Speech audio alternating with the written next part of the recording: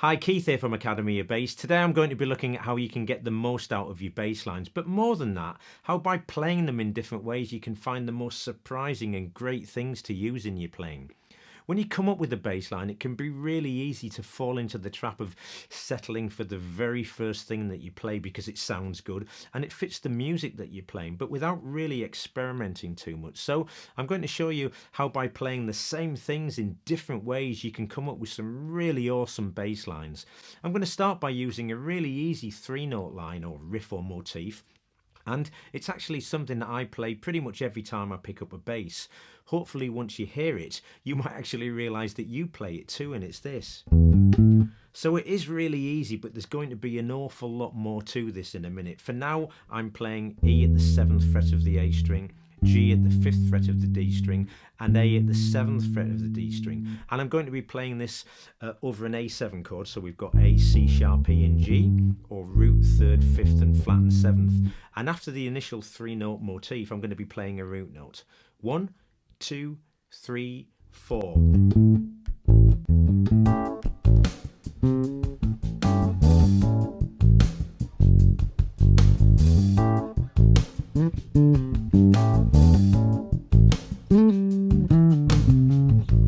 Every time I played the 3-note phrase there, and of course the root note of the A7 chord, I played an answering line. And as I work through this lesson and I look at all the different ways that we can play this 3-note motif, every single variation that I play is going to lead me into playing a completely different answering phrase. Now, everything that I am playing is just me reacting and improvising.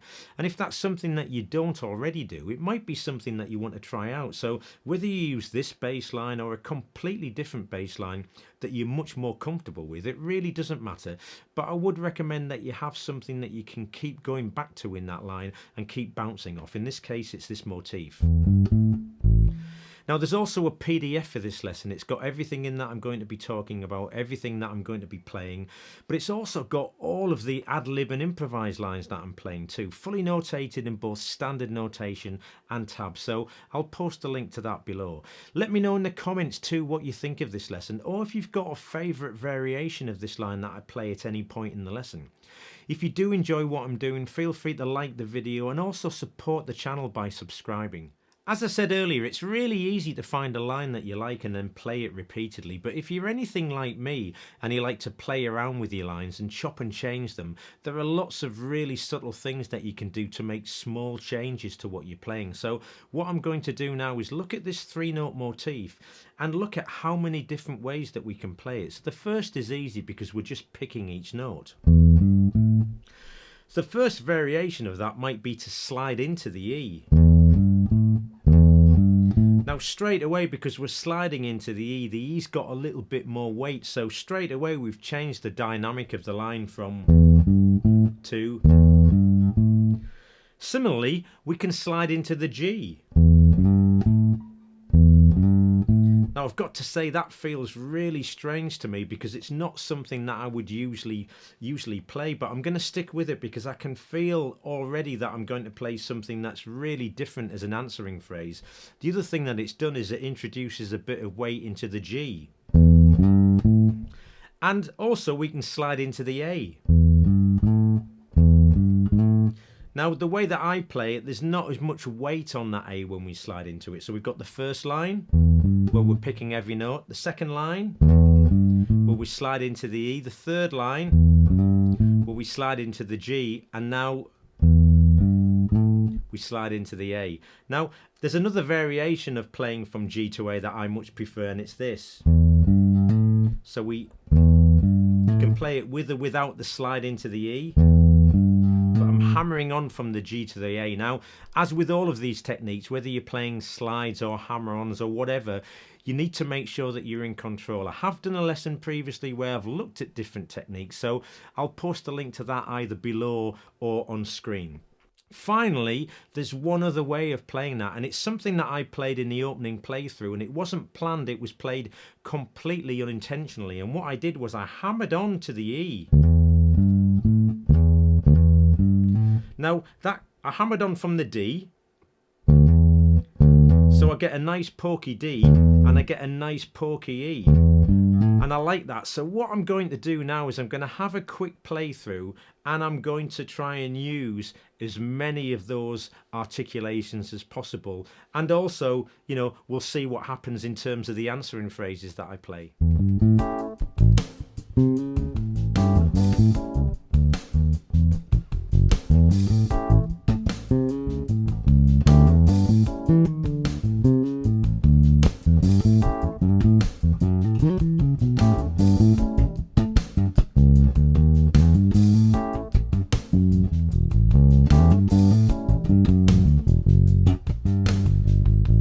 The next step is quite straightforward, because all I'm going to do is take that same 3-note motif and simply play it up an octave. But the really good thing about this is that I can only play it in one of 3 places. The first is starting from the 14th fret of the D string, so we get E, G and A, or the 12th fret of the E string, so we get E, G and A, or finally from the 19th fret of the A string, E, G and A. I'm going to have another really quick playthrough now, and I'm going to try and play something in each one of those positions. 2, 3, 4.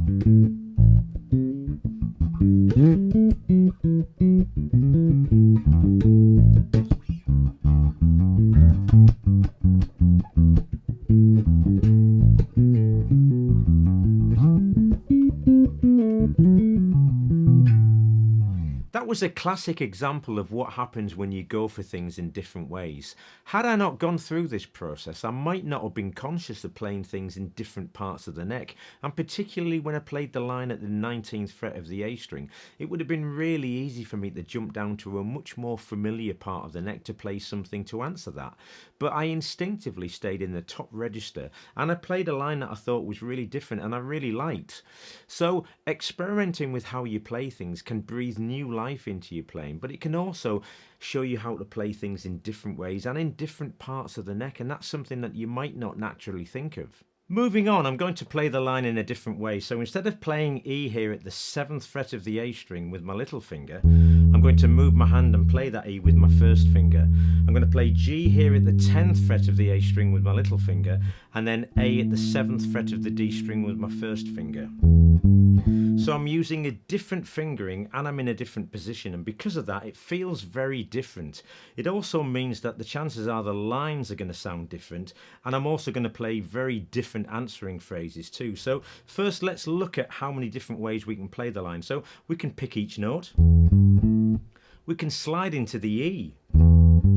Obviously that gives the E a little bit more weight. We can also slide into the G. Now obviously I'm using my little finger to slide into that G. If you're not used to using your little finger or you struggle using it, you could miss that variation out and just do a little bit of work on that technique before you come back to it. You could use your third finger. For me that's not nearly as comfortable, but whichever you prefer. You can also slide into the A. Again, that gives a little bit of weight to the A, and if we play that line in comparison without any inflections, it's nice and smooth, but with the slide, sounds a little bit different. We can also play the line with a hammer-on, so from the E, we can hammer on to the G. Again, I'm using my little finger, and then play the A. And as with the previous line, there are also 3 places we can play this in different parts of the neck too. So the first is here at the 2nd fret of the D string, so we've got E, G at the 5th fret, and then A at the 2nd fret of the G string.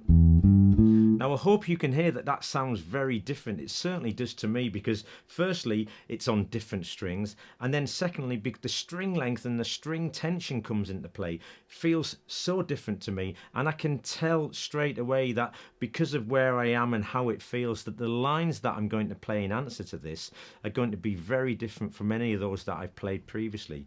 You can also play the line here at the 12th fret of the E string.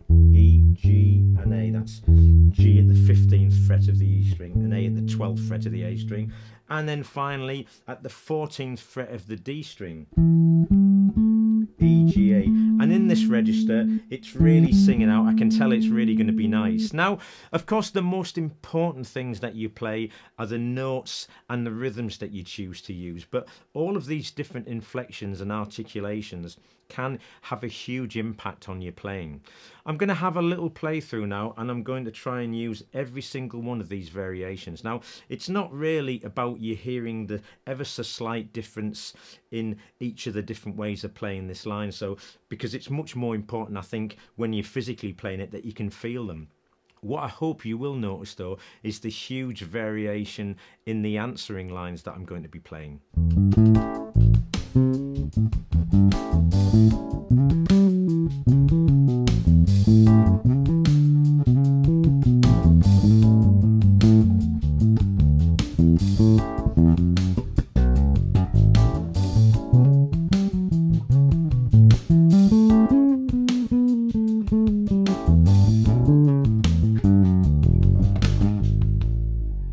Don't forget that everything I'm playing is in the PDF for the lesson, so do make sure you grab a copy of that. The majority of the lines that I'm playing are based around a pentatonic scale, with a little bit of the blues scale thrown in there too, so they're relatively easy to get to grips with, and they're all very playable.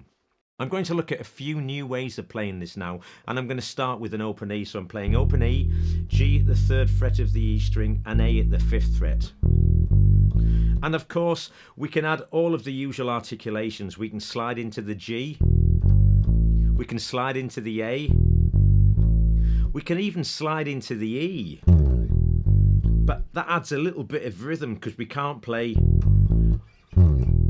So it's slightly different rhythmically, but that doesn't matter, it's great. And we can also play with some hammer-ons. We can play E, hammer on from the G to the A, and we could also hammer on from the E to the G.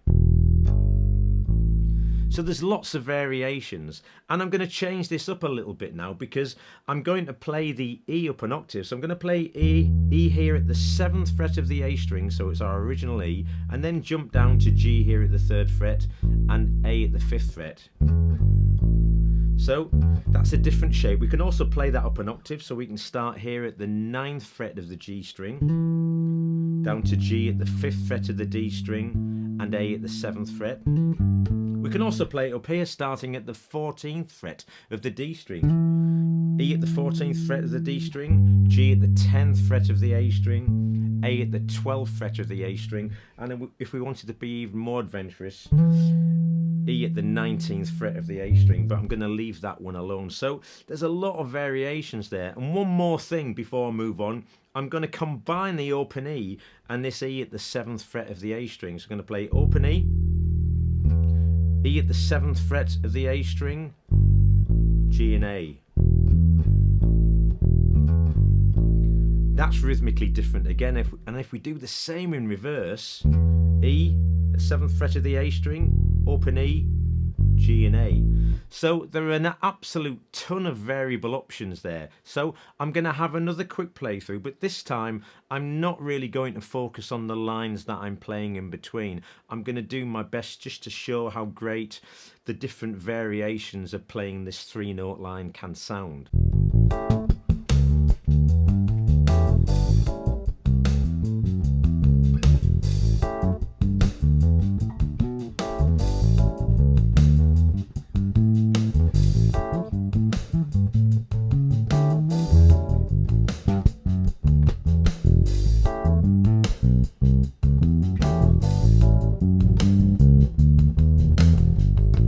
Who would have thought that just 3 notes would have given us so many playing options?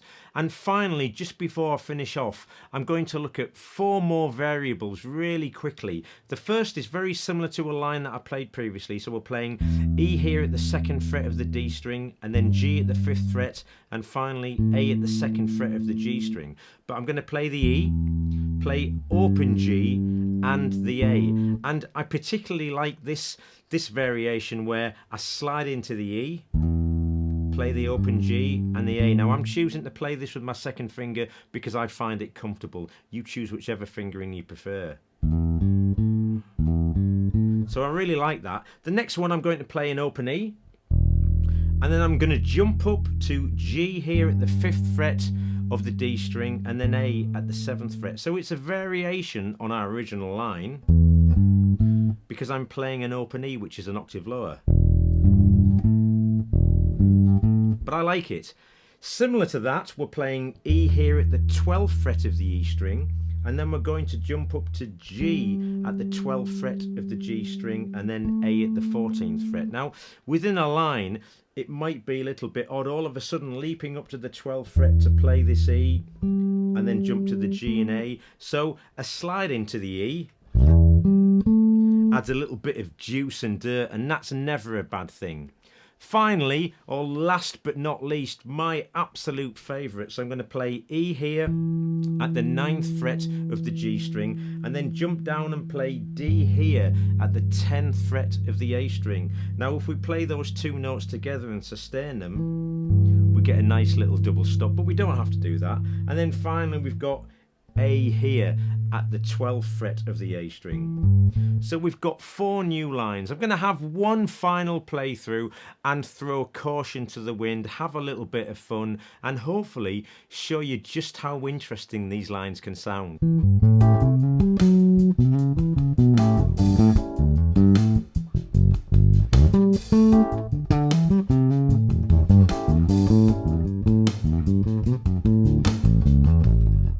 Let me know in the comments if you've enjoyed this lesson, and don't forget to give things the thumbs up and support the channel by subscribing. Make sure you grab that PDF too. Thanks for joining me today. Look forward to seeing you again, and in the meantime, happy practicing.